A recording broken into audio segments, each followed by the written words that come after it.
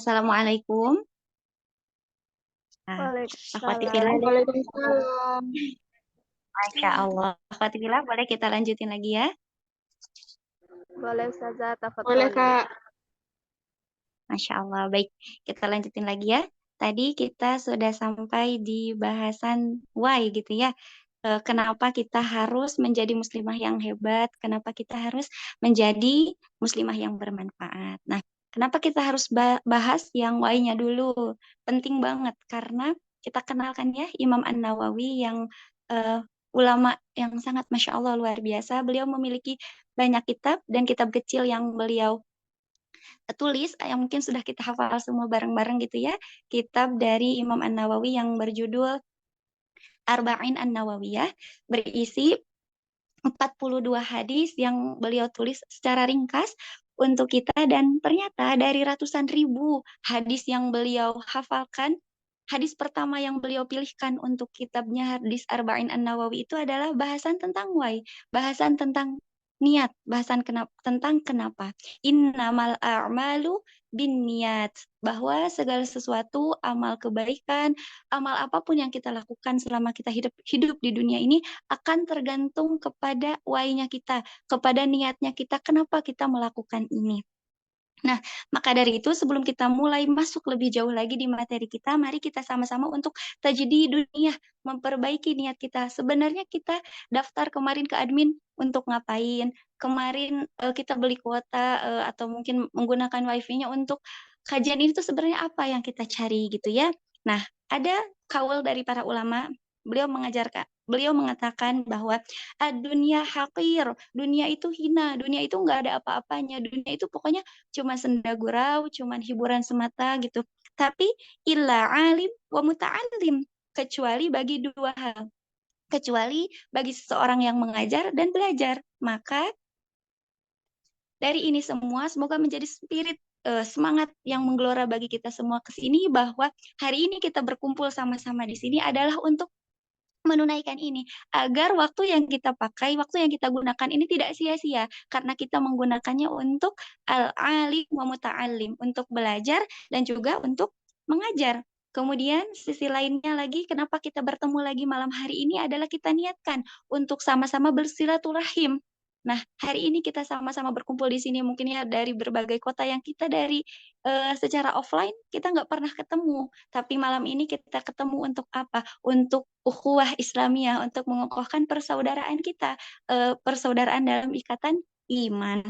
Kan kita juga sudah tahu ya, ada 3 hadiah yang diberikan oleh Allah Subhanahu wa Ta'ala bagi orang-orang yang menyambungkan silaturahim.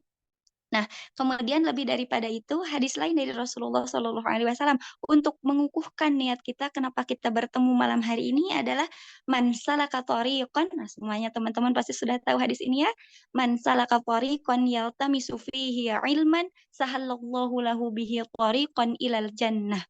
Barang siapa yang menempuh jalan menuju suatu ilmu, maka Allah akan memudahkan jalannya menuju surganya Allah Subhanahu wa Ta'ala. Dan kerennya Rasulullah milihin kalimat untuk kita itu ada kalimat di sana yaltamisu, bukan hanya di saat kita sedang bertatap muka mempelajari suatu ilmu, tapi yaltamisu itu adalah segala hal, segala perangkat yang memudahkan yang menjadi pengantar kita bisa mendapatkan ilmu, maka insya Allah semuanya kebagian hadiah dari Allah Subhanahu wa Ta'ala ini. Terkhusus, Ana ucapkan terima kasih bagi founder dari komunitas Ukhuwah Islamiyah ini, bagi para panitia, bagi para tamu undangan yang sudah Masya Allah menjadi fasilitator untuk kita bisa bertemu malam hari ini. Semoga mendapatkan pahala seperti yang disampaikan oleh Rasulullah. Mandala ala khairin falahu ajru mislu fa'ilihi. Siapa yang menunjukkan jalan pada jalan kebaikan, maka dia mendapatkan pahala sebagaimana amalan yang pahalanya diterima oleh pembuatnya karena kita menjadi jalan untuk kebaikan bagi orang lain itu. Makanya kembali kita ya ke why yang tadi, kenapa atuh ya kita udah harus jadi muslimah yang hebat ini. Nah, kenapanya ini mari kita jawab. Mudah-mudahan kita bisa menemukan jawabannya malam hari ini. Nah, karena kita semua itu terlahir, kata Rasulullah itu, mamin mauludin yuladu alal fitrah. setiap kita itu dilahirkan dalam keadaan fitrah. Fitrah di sini itu adalah dalam keadaan fitratul Islam. Nah, fitrah yang akan Anda bahas pada malam hari ini adalah fitrah kita sebagai perempuan. Sebenarnya sifat bawaan perempuan tuh sebenarnya kayak gimana sih gitu ya? Perempuan itu kayak gimana Allah ciptakan dari fitrahnya itu.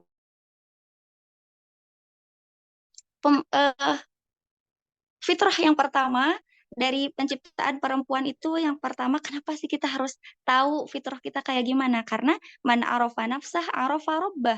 Siapa yang mengetahui dirinya maka dia akan mengetahui penciptanya yaitu Allah Subhanahu wa taala. Allah menciptakan kita fitrah perempuan sifat bawaannya yang baik-baiknya dulu ya, yaitu yang pertama dia adalah pembawa ketenangan. Dia itu yang menenangkan, dia itu sumber ketentraman. Dari segi apa?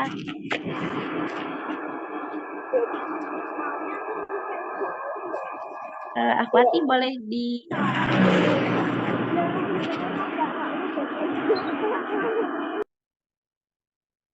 Oke, baik kita lanjut ya. Ketenangan dari segi apa? Dari segi fisik dan juga dari psikologisnya. Dari segi fisiknya, bagaimana menenangkan perempuan itu? Kata Rasulullah, fa innahu awadun lil basar. Perempuan-perempuan itu akan menenangkan ketika dipandang dan ini tidak ada hubungannya dengan standar cantik atau tidaknya. Karena mungkin kita pernah bertemu ya atau pernah melihat mungkin dari segi parasnya perempuan itu sangat cantik, sangat jelita gitu, tapi dia tidak enak untuk dipandang. Misalkan dia jutek dan lain sebagainya. Tapi ada juga yang mungkin terlihatnya sederhana, eh, bersahaja gitu, tapi dengan senyum ramahnya, dalam sapaannya yang lembut, kita merasakan ketentraman dari fisik zahir yang kita lihat sebagai yang disebutkan oleh Rasul awadun lil basar, menyejukkan pandangan. Kemudian dari sisi psikologisnya adalah pembawa sakinah. Sering kan kita kalau datang ke suatu pernikahan, kita doain semoga menjadi keluarga yang sakinah, mawaddah, warahmah. Nah, sakinah ini bersumber dari Allah yang Allah titipkan pada hadirnya perempuan di pernikahan. Jadi secara psikologis juga eh, sakinah itu di rumah tangga, di pernikahan, ketenangan itu datang dari perempuannya. Contoh lagi ya, anak-anak PAUD misalnya atau anak-anak TK gitu, dia heboh di kelas, mau didatengin profesor dengan gelar sepanjang apapun, dia nggak akan diam kecuali dia ketemu pawangnya yaitu guru-gurunya dan biasanya juga kan perempuan gitu. Jadi eh, karena kita punya fitrah bawaan sebagai seorang yang menenangkan, ada enggak contoh buktinya ada. Ternyata sepanjang panggung sejarah peradaban umat manusia ini sudah tergores tinta-tinta emas dari peran para wanita yang sangat menenangkan ini. Kita akan belajar yang pertama itu dari kisah Nabi Adam alaihissalam dan juga Siti Hawa. Jadi, ketika Allah menciptakan Nabi Adam alaihi salam di surga dengan segala kenikmatannya, air yang mengalir, tersedia buah-buahan, banyak permadani, kemudian mutiara apa? Istana-istana dari mutiara dan lain sebagainya, tapi masih ada satu ruang kosong di dalam jiwa Nabi Adam alaihissalam yang membuat dia masih merasakan ada yang kurang, yang membuat dia masih merasakan adanya keresahan. Nah, maka menjawab itu semua Allah menciptakanlah Siti Hawa dari tulang rusuknya Nabi Adam sehingga genaplah segala kenikmatan yang Nabi Adam rasakan di dunia. Ketenangan ada datangnya dari seorang perempuan bernama Hawa. Kemudian kita akan belajar lagi bahwa benar enggak sih perempuan itu menenangkan adalah dari seorang laki-laki yang dipilih oleh Allah untuk mengemban amanah risalah dakwah yang paling agung di kalangan Bani Israel. Siapakah dia? Nabi Musa alaihi salam. Pada saat itu kita tahu ya ada peristiwa yang sangat bikin kita semuanya galau, resah, nggak tenang, yaitu peristiwa tentang Raja Ramses II atau yang kita kenal dengan nama Fir'aun yang memiliki peraturan harus menyembelih semua anak laki-laki. Di situ satu perempuan di antara perempuan-perempuan yang galau juga adalah yang bernama Yohanes. Yohanes ini adalah ibunda dari Nabi Musa alaihissalam dan beliau merasakan kegalauan itu sampai Allah menenangkan beliau. Allah mengatakan fa in khifti alaihi fa alqihi fil yammi. Kesananya wala takhafi wala tahzani. Kemudian waja'iluhu minal mursalin. Allah menenangkan Yohanes ini udah ikutin aja perintah Allah, semuanya akan aman dalam koridor-koridor yang sudah ditentukan Allah. Dihanyutkan putranya. Dan kita tahu ketika Nabi Musa dihanyutkan, siapa yang menjadi sumber ketenangan Nabi Musa? Adalah diikuti oleh seorang perempuan yaitu kakaknya Nabi Musa alaihissalam. Ketika Nabi Musa ditemukan di sungai. Siapa yang menemukan untuk menenangkan Nabi Musa? Juga adalah seorang perempuan bernama Siti Asiyah binti Muzahim. Beliau yang menemukan Nabi Musa. Kemudian ketika Nabi Musa pernah eh, menarik jenggotnya Fir'aun, siapa yang menenangkannya lagi? Adalah juga seorang perempuan bernama Asia. Lalu ketika Nabi Musa kelaparan, nangis pengen minum susu, siapa lagi yang menenangkannya? Juga adalah ibunya Yohanes yang juga adalah perempuan. Bahkan singkat cerita ketika Nabi Musa terusir dari tanah Mesir dengan konfliknya bersama Firaun, siapa yang menenangkan Nabi Musa? Yang menenangkan Nabi Musa adalah putrinya Nabi Syuaib yang juga adalah perempuan. Dan yang ketiga, kita akan belajar juga tentang ketenangan dari seorang perempuan itu dari Nabi Isa, yang darinya beliau dilahirkan dari seorang wanita mulia bernama Maryam binti Imran, yang lahir dari keterangan seorang perempuan bernama Hannah atau Imra'atu Imran. Idh qalat Imra'atu Imran Rabbi inni nazartu laka ma fi batni muharrar. Beliau mengazamkan ketika aku nanti melahirkan anak, akan aku wakafkan anak ini untuk menjadi muharrar, menjadi pelayan.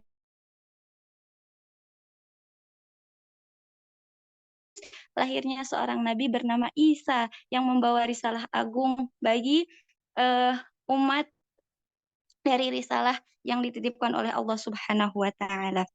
Kemudian kita akan belajar lagi dari seorang yang sangat agung di muka bumi, yaitu baginda Nabi Muhammad Shallallahu Alaihi Wasallam. Bagaimana beliau dilahirkan dari seorang bernama Aminah yang memiliki amanah hingga melahirkan seorang laki-laki yang memiliki gelar Al-Amin. Karena dari ketenangan Aminah lah yang melahirkan sang anak, bahkan ketika suaminya sudah tidak ada. Dari ketenangan itulah Aminah melahirkan seseorang putra yang memiliki sifat amanah yang darinya lah dia digelari oleh Al-Amin.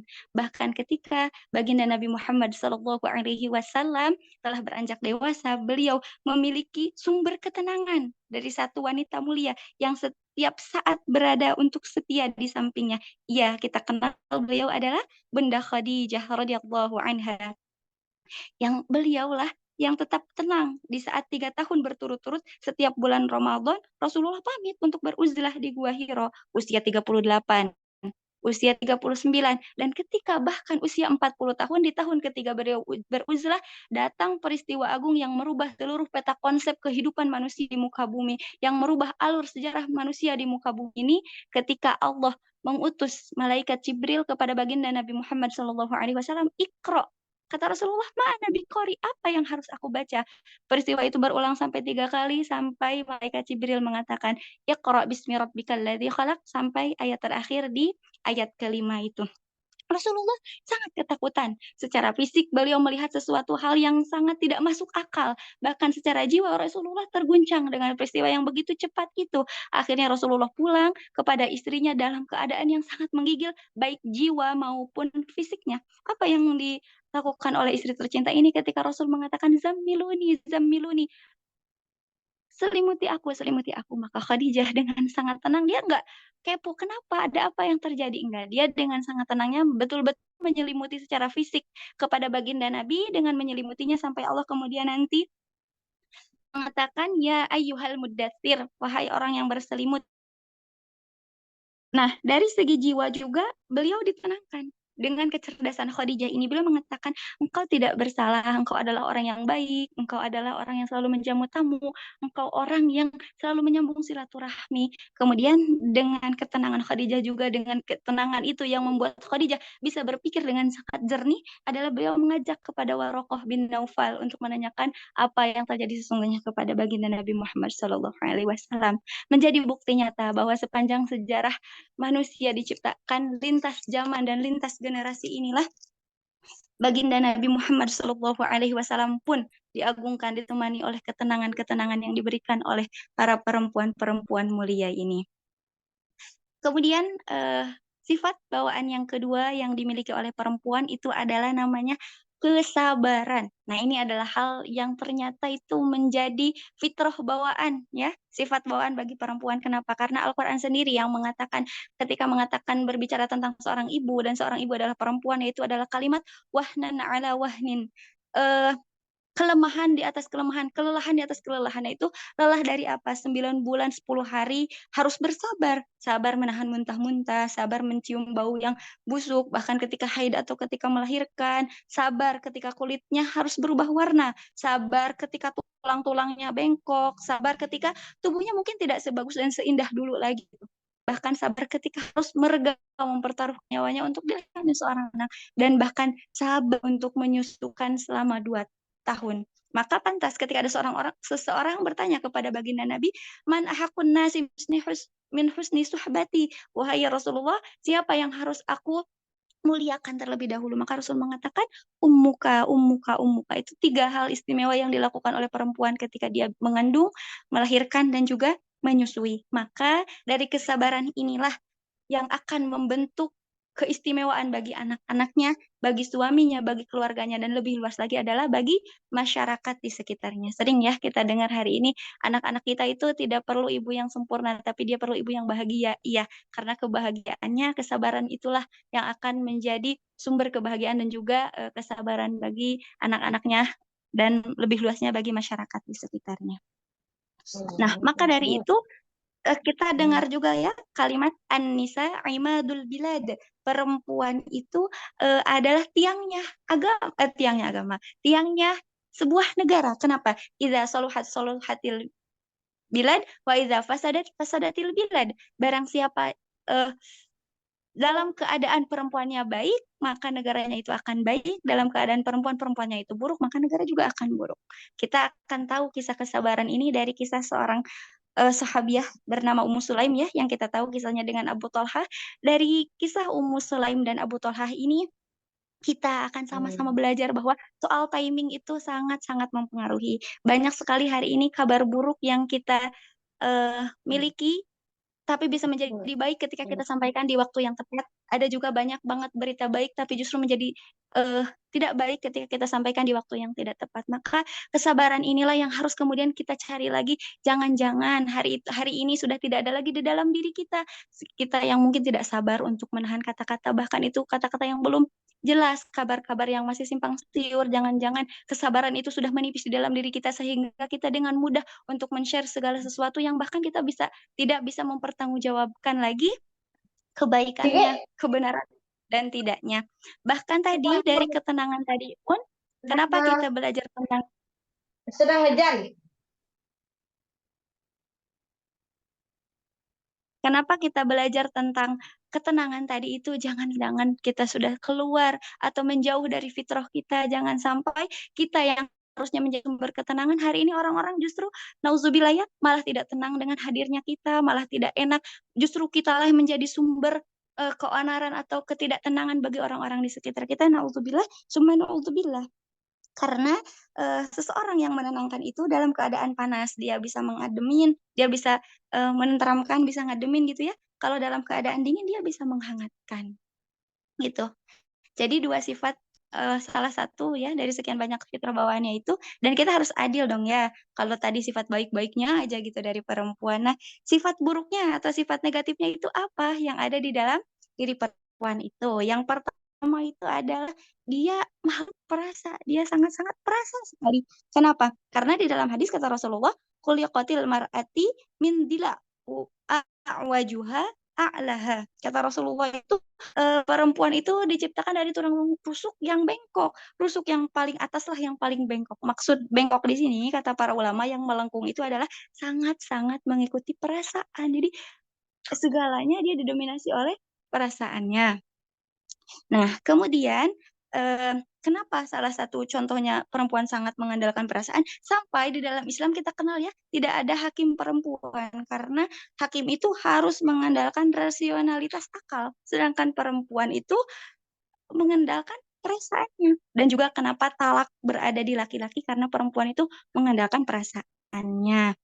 Sering kita dengar hari ini kaum-kaum terserah gitu. Iya, karena terserahnya para perempuan itu multi interpretasi gitu ya, akhwati ya. Jadi kadang ngebingungin, iya tapi enggak tapi iya. Nah, tapi ternyata itulah sifat bawaan yang negatifnya. Jadi Salah satunya kenapa dia sangat mengikuti rasa tuh dia pengennya diayomi, pengen dipuji, pengen diperhatiin dan Rasulullah paham itu, sampai Rasulullah kan punya ya panggilan khusus kepada istri tercintanya itu, "Ya Humairah," gitu.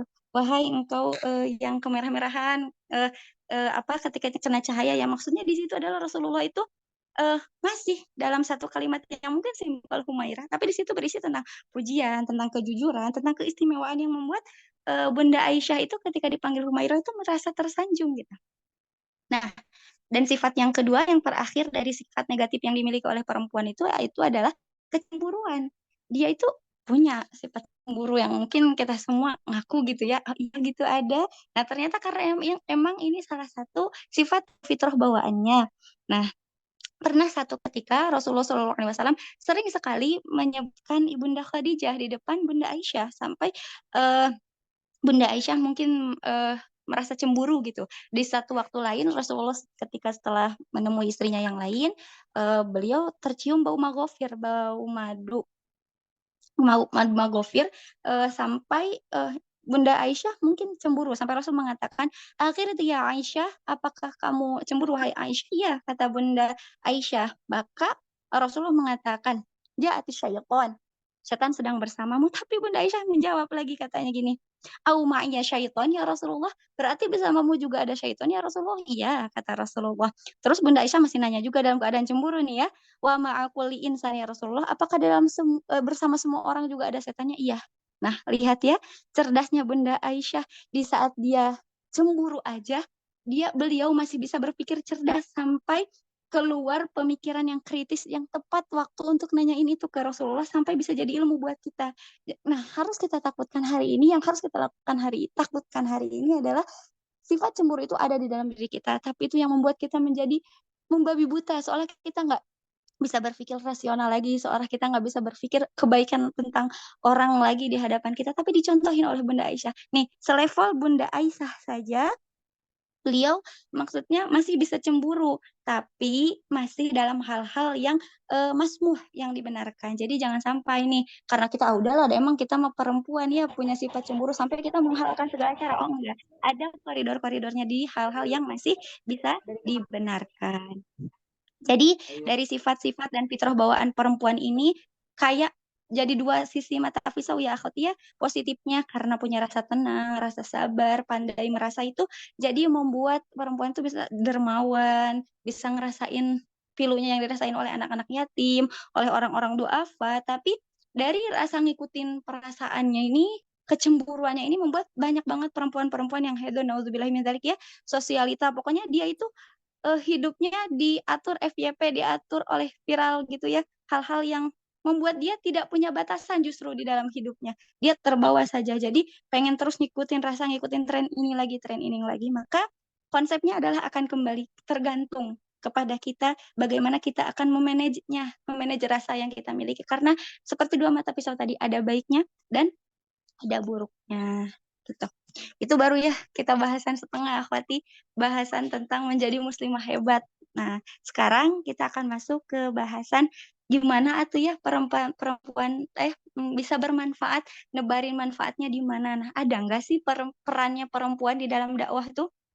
Nah, jadi, Ana gitu ya dulu atau mungkin di antara kita masih ada berpikir bahwa ketika kita berbicara dakwah itu adalah berbicara tentang mic, tentang tentang MIK gitu, tentang tabligh akbar gitu. Iya, ceramah itu adalah bagian dari dakwah, tapi dakwah itu tidak hanya ceramah. Jadi ceramah itu hanya kecil dari dakwah karena pada esensinya dakwah itu adalah mengajak kepada jalan Allah.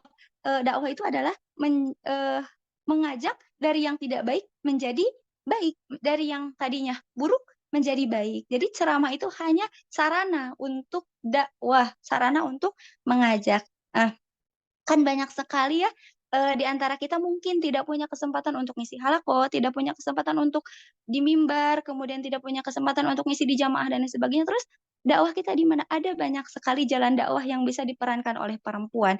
Karena mungkin yang kita kenal hanya dakwah dengan lisan, tapi ada banyak lagi dakwah bilhal. Dakwah dengan perbuatan. Karena pernah kita dengar ya, sentuhlah ia tepat di hatinya, dia akan menjadi milikmu selamanya. Maksudnya banyak sekali kan dengan kata-kata nggak mempan. Dicontohin aja sekali langsung menurutnya itu mungkin di situ ya banyak hal yang mungkin bisa kita lakukan meskipun mungkin anak mah ada nggak bisa jago public speaking atau gimana. Nah, banyak yang bisa kita lakukan dengan dakwah bil hal ini. Karena ternyata potensi dakwah bil hal ataupun bil lisan juga ternyata banyak sekali untuk perempuan. Kenapa? Misal ya, di saat mengandung bahkan perempuan sudah bisa dakwah, sedangkan laki-laki belum bisa. Se, se minimal-minimalnya laki-laki itu baru bisa dakwah nanti ketika mengadzankan hayya 'alas shalah, hayya 'alal falah, dia baru mengenalkan Allah di saat mengadzankan anaknya. Tapi perempuan di saat sejak hari pertama hamil, dia sudah bisa untuk mendakwahkan kepada anak yang dikandungnya untuk mengenalkan Allah, mengenalkan Rasulullah. Maka dari bilik rumahnya peran nyatanya ada untuk dakwah, gitu ya, yang harus kita ingat. Meskipun mungkin kita nggak punya, tapi untuk yang sudah Allah berikan kesempatan untuk bisa mengajar, masya Allah, alhamdulillah. Tapi untuk yang belum juga kita tidak boleh berkecil hati karena ternyata amal untuk dakwah, ladang untuk dakwah itu sangat terbuka untuk banyak. Nah, mungkin ada pertanyaan. Kalau tadi yang di bilik ya, di dalam biliknya dakwahnya ada nggak sih yang boleh di luar rumah kita berdakwah? Boleh. Tapi para ulama sudah punya patokan-patokan yang nggak boleh kita langgar ketika kita memilih untuk berdakwah keluar. Salah satunya adalah harus benerin niatnya. Niat kita beneran untuk dakwah untuk apa? Li'la'i kalimatillahi yal ulia, untuk menegakkan kalimat Allah agar tegak berdiri. Kemudian jangan sampai ada ikhtilat bercampur baur antara laki-laki dan perempuan. Kemudian kita harus ingat waspada dengan namanya talbis iblis, tipu muslihat. Masya Allah, tipis sekali itu ujian-ujian itu yang dihembuskan oleh syaitan minal jin nati wanas, dari golongan jin maupun dari golongan-golongan manusia. Kemudian harus menutup aurat, tidak boleh eh, apa namanya bersolek jahiliyah, nggak boleh mencolok, mencari perhatian dan lain sebagainya. Kemudian harus mendapatkan izin dari suami ya, kalau yang sudah menikah. Kalau yang belum menikah semoga segera disegerakan mendapatkan jodohnya ya, dan mendapatkan izin dari wali tentunya ya ketika kita mau keluar, karena ini pernah dicontohkan di zaman Rasulullah, ada kok yang benar-benar dakwah keluar. Contohnya adalah kisah tentang Asma bin Abu Bakar yang kita tahu ya. Beliau Masya Allah sangat berperan sekali ketika hijrahnya baginda Nabi Muhammad SAW bersama Abu Bakar As-Siddiq. Kemudian kisahnya Ummaroh, Nusaibah binti Ka'ab gitu ya di perang Uhud. Dan ketika setiap peperangan ternyata ada perempuan yang boleh ikut, yang dibolehkan ikut untuk oleh Rasulullah. Untuk apa? Untuk berada di kemah Rufaidah. Kemah Rufaidah itu kemah di setiap peperangan itu di paling belakang pasukan muslimin itu ada kemah-kemah Rufaidah namanya, adalah kemah-kemah yang disediakan untuk para perempuan yang akan merawat yang terluka di peperangan gitu ya. Pernah satu ketika perang Ahzab atau kita kenal dengan perang Khandaq, perang berkelompok-kelompok hizb. Nah, itu ada pada satu ketika para perempuan sedang berada di kemahnya dan ada yang mengendap-endap dari golongan musuh itu yang ingin melihatnya, mengintip-ngintip apa yang terjadi dengan para muslimah di sana. Maka dengan kekuatan seorang muslimah itu dia bisa membunuh 6 orang mati di tangan satu mujahidah. Ini artinya dalam arti kita bisa melihat bahwa oh ternyata ada juga benaran yang bisa keluar dengan menjaga tadi ya batasan-batasan yang sudah ditentukan oleh para ulama, bagaimana seharusnya menjadi muslimah yang berperan aktif dalam dakwah, baik di dalam rumahnya maupun di luar untuk bersentuhan langsung dengan umat baginda Nabi Shallallahu Alaihi Wasallam. Jadi mungkin kesimpulan dari Ana ya, untuk menjadi muslimah hebat itu adalah sebuah keagungan yang perlu kita perjuangkan. Untuk menjadi manfaat, kita tak boleh membandingkan. Karena setiap kita punya ranah juangnya masing-masing, punya background masing-masing, punya peran kita masing-masing. Maka dari itu, ambil peran kita dan bersinarlah di tempat kita masing-masing. Terakhir, kita bukan Hajar yang tangguh menggenggam iman saat ditinggalkan di lembah sunyi tak berpenghuni. Bukan Khadijah yang dengan ikhlas memberi segala yang ia punya untuk Allah dan Rasulnya. Bukan pula Maryam atau Fatimah yang kesuciannya tak kenal noda. Pun bukan Aisyah yang cerdasnya dengan harum dan mempesona lintas zaman. Tapi kita dan mereka sama-sama wanita. Dan kita bisa belajar pada mereka. Itu saja akhwati fillah yang bisa Anda sampaikan pada malam hari ini. Terima kasih atas segala perhatiannya. Mohon maaf atas segala kekurangannya gitu ya. Mudah-mudahan jadi perbaikan bagi anak ke depannya. Bagaimana ini Kakak moderator langsung sesi tanya jawab atau bagaimana? Nah, Mustazah sesi tanya jawab. Silakan kepada para peserta yang ingin bertanya.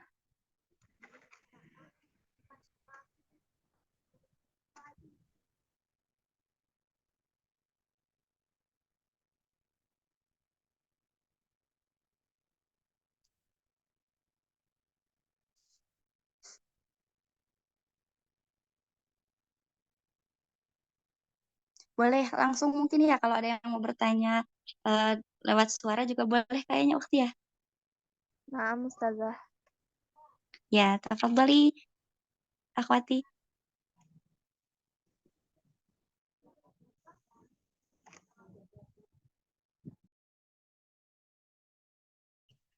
Bismillah, Assalamualaikum warahmatullahi wabarakatuh. Waalaikumsalam warahmatullahi wabarakatuh. Kakak Mustazah izin bertanya. Tafadhali.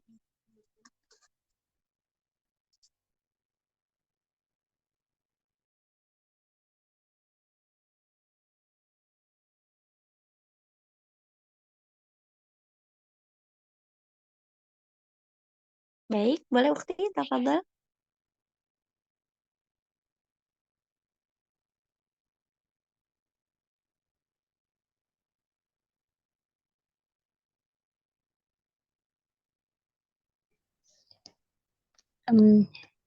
Jadi pertanyaannya adalah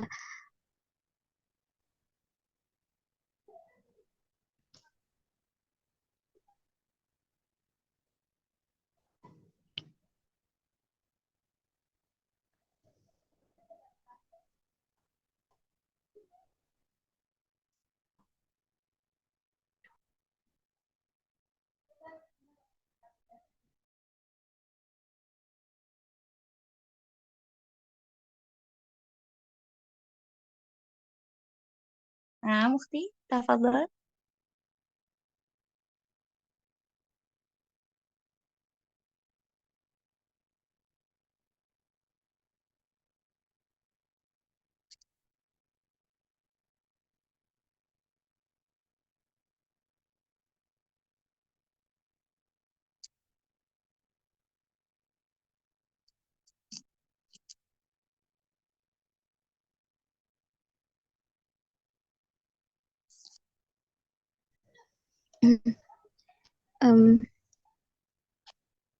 bagaimana cara menghilangkan dalam mindset kita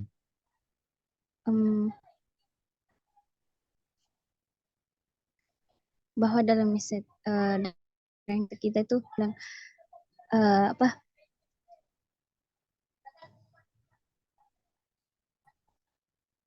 Ya.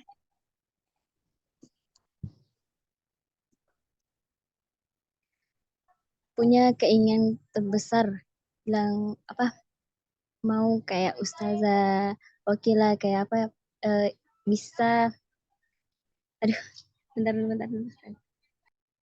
Boleh.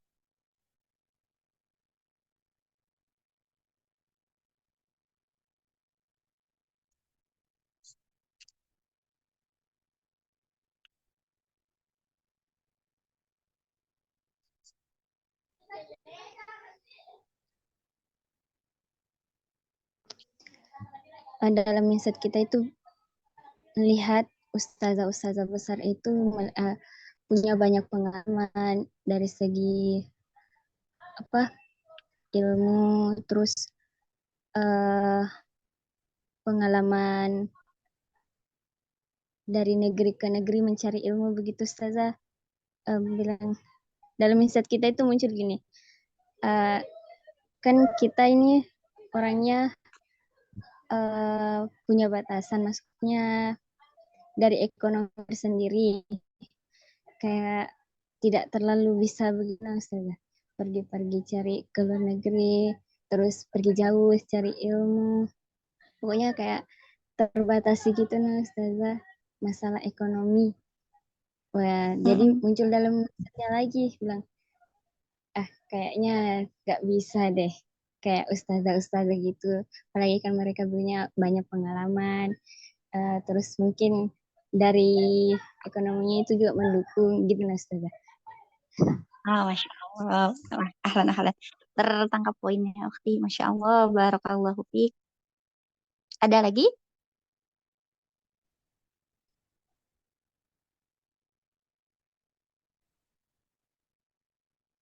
Hmm.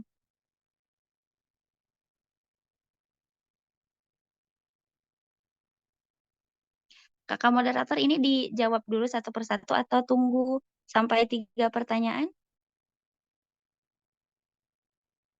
Satu-satu boleh Ustazah. Satu-satu ya, boleh kita mulai dulu barusan. Masya Allah dari kakaknya. Ahlan wa barakallahu fiik, kakak ya, sudah Masya Allah Kak Fitri Eka Sari. Pertanyaannya Masya Allah sangat bagus dan kayaknya sangat mewakili kita semua sebagai para perempuan ya, yang kadang eh, kita punya mimpi besar, punya banyak sekali goals di dalam hidup kita, tapi kita kadang harus realistis juga bahwa kenyataan tuh ternyata kadang nggak ngedukung gitu ya. Kalau kata anak-anak indie mah semesta senang tidak berpihak seperti gitu ya.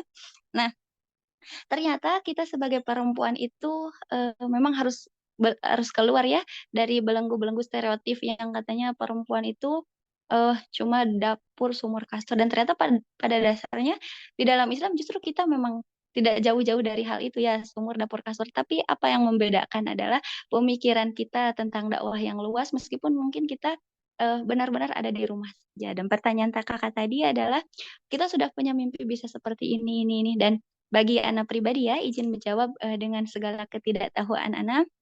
Sependek yang anak ketahui, ketika kita punya figur yang kita jadikan patokan, misalnya anak mau jadi seperti ustazah ini, anak mau seperti ini, itu hanya menjadi faktor eksternal pendukung dari luar saja, dan itu sangat diperlukan untuk memantik semangat kita lagi kalau dari dalamnya. Kita lanjut lagi, oke ya. Jadi kita harus memahami ya, kembali lagi seperti tadi, mengenali lagi tujuan kita, keinginan kita, kebutuhan kita itu seperti apa. Karena bisa jadi case yang kita miliki, background latar belakang yang kita miliki itu tidak sama dengan beliau-beliau ini. Adapun untuk semangatnya, untuk mimpinya tetap harus kita miliki. Tapi yang harus kita tanamkan juga agar kita tidak kecewa adalah mungkin Allah itu punya tujuan yang berbeda untuk kita, bagi perannya seperti ustazah-ustazah besar itu punya manfaat yang berbeda. Mungkin bagi kita Allah memberikan manfaatnya untuk di tempat ini tidak seperti itu karena ada maslahat yang lebih besar yang Allah persiapkan. Adapun seperti tadi anak pengen banget seperti itu, tapi anak punya kendala-kendala, maka anak ingat kisahnya tentang Ustadz Muhammad Hussein Gaza ya, beliau yang 12 tahun tinggal di Gaza, beliau sudah familiar dengan kasus Palestina, beliau sudah sering dicekoki tentang Palestina, Baitul Maqdis dan lain sebagainya, sampai tertanam di dalam diri beliau bahwa suatu saat saya harus pergi ke Baitul Maqdis, suatu saat saya harus berjuang di sana. Padahal pas saat itu mungkin beliau baru usia SD atau SMP kata beliau itu.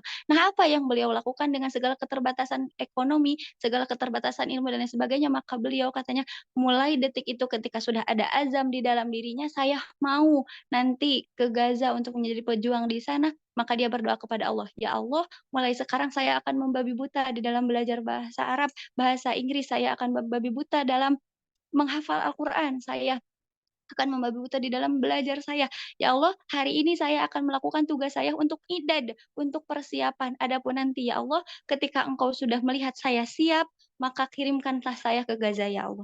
Nah, spirit itu mudah-mudahan bisa kita bawa bagi setiap mimpi yang kita miliki. Karena kita sudah tentukan goal kita mau ke sana, kita mau itu, maka dari sekarang dengan segala keterbatasan yang kita punya keterbatasan, kita punya limit kita masing-masing, di belakang eh, segala keterbatasan itu semaksimal mungkin, kalau kata bahasa Ustadz Muhammad Hussein kan beliau akan membabi buta, maka kita juga harus melakukan tugas kita untuk i'dad semaksimal mungkin di dalam keterbatasan itu. Mungkin saya belum bisa untuk berangkat ke pondok, maka saya akan belajar dari online, saya akan belajar dari YouTube, saya akan lakukan tugas kita semaksimal mungkin dan azamkan kepada Allah, ya Allah kelak ketika engkau sudah melihat bahwa saya sudah siap, berikanlah saya kesempatan itu. Mudah-mudahan itu bisa mengantarkan kita dari dari segala keterbatasan ini menuju apa yang sudah kita inginkan. Namun kembali ya, kita harus kemudian menyisakan ruang untuk hal-hal yang tidak sesuai dengan ekspektasi kita, dengan hal yang mungkin tidak sesuai dengan apa yang kita inginkan. Kenapa? Karena kita itu pada hakikatnya adalah kita tuh nggak tahu Allah yang paling tahu tentang diri kita. Mungkin menurut kita ini yang paling baik, tapi menurut Allah mungkin ada yang lebih baik lagi. Tapi tugas kita adalah untuk mencapai apa yang kita inginkan itu adalah keluar dari belenggu segala keterbatasannya dengan melakukan semaksimal mungkin yang bisa kita lakukan. Mungkin hari ini kita belum bisa ke pondok, maka saya akan belajar habis-habisan baca buku Islami, saya akan baca, nonton YouTube dan sebagainya. Mudah-mudahan ketika Allah melihat suatu saat kita siap untuk keluar negeri, siap Allah mudah bagi Allah untuk memberikan kita donatur yang membiayai dan lain sebagainya. Jadi mungkin yang bisa Anda sampaikan itu kita semaksimal mungkin melakukan apa yang bisa kita lakukan sekarang dan kita serahkan sisanya kepada Allah. Mudah-mudahan ketika nanti Allah melihat kita siap, Allah akan memberikan apa yang kita inginkan. Wallahu a'lam bishawab.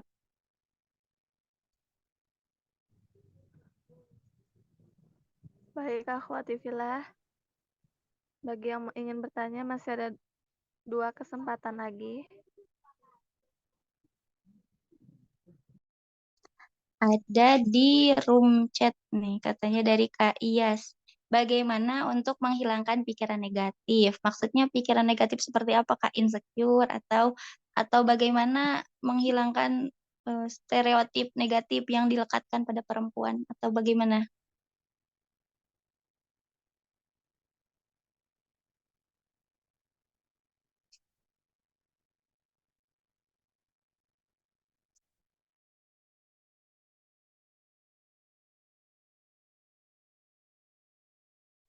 Masya Allah, pertanyaan yang sangat-sangat mewakili para perempuan. Barakallahu fiik.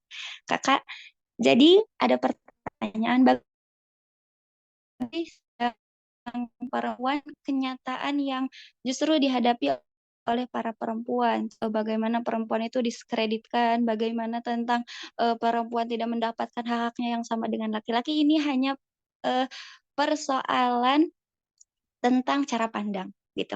Jadi kita mau melihat dari cara pandang mana? Karena kalau kita melihat dari cara pandang barat, menjaga atau memuliakan perempuan itu adalah dengan membukanya.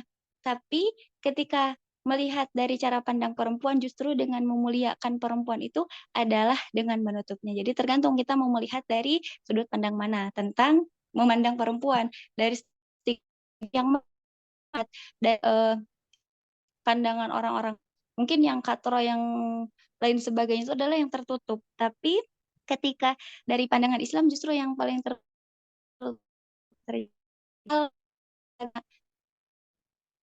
pandang karena kita berpijak bahwa kita adalah sebagai seorang muslimah, maka selama kita masih berada di dalam koridor-koridor yang ditetapkan oleh syariat yang mengaturkan kita sebagai seorang tidak dengan pandangan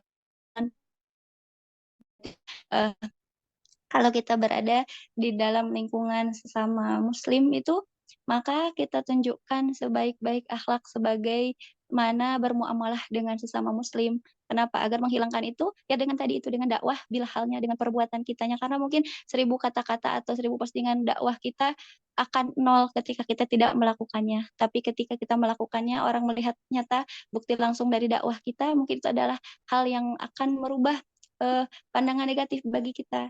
Dan kalau dengan orang yang non-muslim, maka keindahan Islam juga harus kita tampakkan dari akhlak kita. Karena ya bagaimana mereka akan memahami kita, mereka tidak mempelajari apa yang kita pelajari. Jadi mereka hanya akan menginterpretasikan, mereka hanya akan menafsirkan sesuai dengan apa yang mereka lihat dan apa yang kita tampilkan kepada mereka gitu. Ya jadi mungkin bagaimana pandangan negatif ini karena setiap kepala itu punya penafsiran masing-masing. Jadi patokan kita adalah syariat. Selama yang kita lakukan bukan kemaksiatan dan tidak keluar dari jalur yang telah ditetapkan oleh syariat, untuk penilaian itu akan kembali ke masing-masing. Tapi tadi itu saya tentang pandangan tentang bagaimana dipandang. Karena Islam dulu justru turunkan di saat perempuan sangat-sangat didiskreditkan, perempuan sangat dijadikan sebagai barang yang bisa diwariskan, nauzubillah. Pada saat itu maka Islam datang untuk memuliakan perempuan dengan segala aturan yang dimiliki oleh Islam. Itu wallahu a'lam bishawab.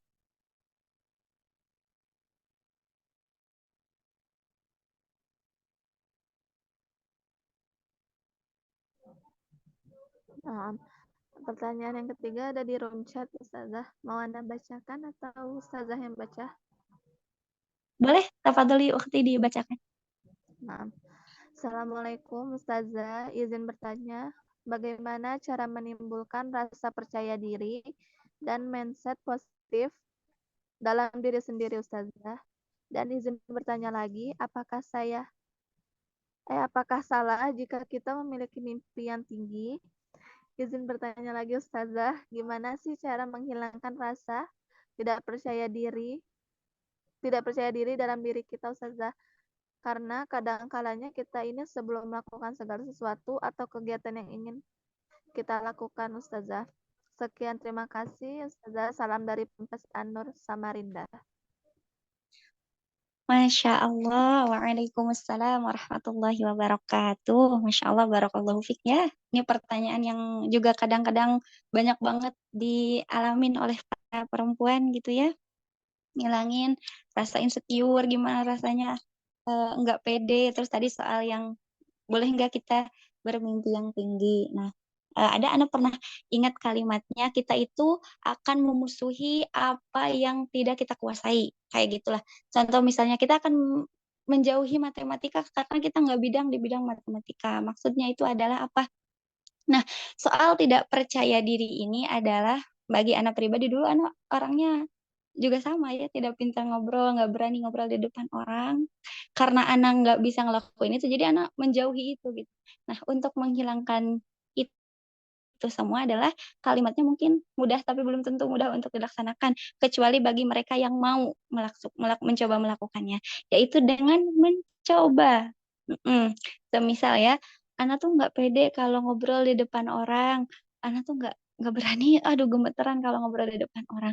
Iya, karena jam terbang kita nggak ada, kita nggak punya pengalaman di bidang itu, yang membuat ketika kita semakin kita menjauhinya, semakin kita ngerasa udah nggak, saya mah nggak bisa di situ. Padahal mungkin kalau kita mencoba nanti ada rasa iya ya kemarin nggak puas pengen lagi, dan ketika kita mencoba dan kita nggak sempurna kita akan belajar tentunya. Bodoh ya kalau maaf agak kasar ya, maksudnya keliru ya kalau misalkan kita udah nggak pede kita nyoba gagal udahan, nah itu yang kelirunya. Jadi yang mungkin bisa kita lakukan adalah kita mencoba hal-hal yang nggak kita pedein itu apa, kita nyoba aja dulu dengan pertolongannya Allah. Kalaupun memang gagal, kalaupun memang belum sempurna, kita coba lagi. Intinya kalau urusan soal pede nggak pede itu adalah kita kenalin dulu diri kita, siapa kita, kekurangannya kita di mana. Kalau semisal anak kekurangannya ngobrolnya cepet, ngebut, oh berarti saya harus kurangin bagian-bagian itu. Adalah kenalin diri kita sendiri, apa kelebihan kita, kekurangan kita. Adapun untuk mimpi-mimpi itu mungkin ya ke pertanyaan yang kedua tadi adalah kita boleh bermimpi yang tinggi di antara segala keterbatasan itu kita mencoba untuk semaksimal mungkin berikhtiar sampai nanti Allah melihat kita siap, dan mudah-mudahan Allah mengantarkan kita kepada mimpi-mimpi kita. Kemudian persoalan tentang mindset, karena pertanyaannya adalah di mindset ya, dan biasanya itu ada orang mengatakan 1.000 orang menolak kita, tapi diri kita mengatakan iya, iya. Tapi ketika semua orang mengatakan iya, tapi diri kita mengatakan tidak, maka tidak. Maka begitu pentingnya soal mindset ini, karena eh, kitalah yang paling tahu tentang diri kita. Dengan pertolongan yang Allah berikan, maka kita ingin yang baik, maka mainlah yang baik-baik. Dan nggak mungkin ya ada orang yang pengen yang buruk-buruk. Makanya soal percaya diri ini, saran dari anak yang masih pakai ilmu adalah coba aja dulu. Kalau gagal, kalau masih kurang, belajar lagi. Karena kalau nggak nyoba, kita nggak pernah tahu. Minimal kalau kita udah nyoba, kita tahu kita bisa atau enggaknya. Kemudian soal mindset itu kembali ke yang tadi, pikirkan yang positif-positif, yang baik-baik, karena mudah-mudahan kan Allah juga bilang ya, ana inda dhanni abdi bi, kita ana ya Allah itu sesuai dengan prasangka hambanya. Jangan sampai kita mendahului takdir Allah. Mungkin kita bisa ngelakuin itu, tapi tiba-tiba nggak bisa karena kita memindsetkannya nggak bisa. Itu saja mungkin waktu ya. Aduh, Masya Allah, afwan jiddan.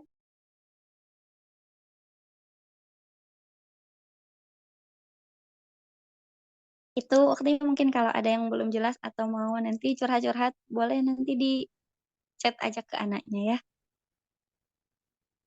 Itu kakak moderator, Ukti. Alhamdulillah, kajian akbar pada malam hari ini telah selesai. Astagfirullahaladzim.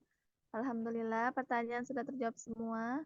Dan sekali lagi terima kasih kepada Ustazah Nena Nurfitri selaku pemateri pada malam hari ini yang telah menyampaikan ilmu, dan semoga ilmu tersebut bermanfaat bagi kami semua. Amin Allahumma amin.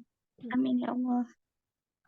Alhamdulillah, kajian pada malam hari ini telah selesai dan masuk pada sesi penutup, maka dengan bacaan tahmid, Alhamdulillah, kajian pada malam hari ini kita tutup. Kepada Ustazah Nena Nurfitri, silakan jika berkenan untuk mengakhiri kajian malam ini dengan doa. Masya Allah. Baik, kita doa bareng-bareng akhwati filah ya. Dari kejauhan kita bertemu di halakoh ini, kita rundukkan hati kita untuk sama-sama beristighfar kepada Allah Subhanahu wa taala. Terus Anaya yang paling banyak ngobrol di halakoh ini, mudah-mudahan nanti bubarnya kita dari halakoh ini, ketika mungkin nanti Allah melihat ada kesia-siaan di halakoh ini, Allah menggugurkan dosa-dosanya. Kalaupun ada kebaikan dalam halakoh ini, semoga Allah mengekalkan kebaikannya bagi kita semua. Bismillahirrahmanirrahim wa barik wasallim amin. Alhamdulillahirabbil alamin, hamdan naimin, hamdan yuwafi ni'amahu wa yukafi mazidah. Ya Rabbana lakal hamdu kama yanbaghi li jalali wajhikal karim wa 'azimi sultanik. Allahumma shalli ala Muhammad wa ala alihi wa ashabihi ajma'in. Allahumma inni a'udzubika min ilmin la yanfa' wa min qalbin la yahsha' wa min nafsin la tasba' wa min da'watin la yustajabu laha. Allahumma inni as'aluka ilman nafi'a wa rizqan halalan thayyiban wa 'amalan mutaqabbala. Allahumma barik lana fi Rajab wa Sya'ban wa balighna Ramadan. Allahumma faqihna fid din wa 'allimna ta'wil. Allahumma anfa'na bima 'allamtana wa 'allimna ma yanfa'una wa zidna ilman ya 'alim. Allahumma ansuril ikhwanana al-muslimin al-mujahidin fi Palestin. Allahumma ansuril ikhwanana al-muslimin al-mujahidin fi Palestin. Allahumma ansuril ikhwanana al-muslimin al-mujahidin fi Palestin. Ya Allah, kami memohon dengan keberkahan bulan haram di bulan Rajab ini, berikanlah kemenangan bagi kaum muslimin, berikanlah kemenangan bagi saudara-saudara kami di tanah Palestina. Ya Allah, berikanlah kemenangan, kekuatan bagi para mujahid-mujahid kami di Palestina. Ya Allah, hancur leburkanlah musuh-musuhmu. Ya Allah, serta kokohkanlah, kuatkanlah iman kami agar senantiasa berada di atas jalan dakwahmu, berada di atas jalan keistiqomahan, meniti jalanmu. Amin amin ya Allah ya rabbal alamin. Rabbana zalamna anfusana wa illam taghfir lana wa tarhamna lanakunanna minal khasirin wa tub alaina innaka antat tawwabur rahim. Subhana rabbika rabbil izzati amma yasifun wa salamun alal mursalin walhamdulillahi rabbil alamin. Amin ya Allah ya rabbal alamin. Syukran kepada Ustazah atas ilmunya serta teman-teman atas partisipasinya. Maka kami persilakan Ustazah untuk meninggalkan forum ini terlebih dahulu. Masya Allah. Terima kasih kakak moderator. Barakallahu fiik. Akhwati fillah. Mudah-mudahan suatu saat kita bisa ketemu lagi. Syukron. Jazakumullahu ahsanal jaza. Barakallahu li walaki. Wassalamualaikum warahmatullahi wabarakatuh. Waalaikumsalam. warahmatullahi wabarakatuh. Syukran jazakillah khairan Ustazah. Afwan ukhti salihat.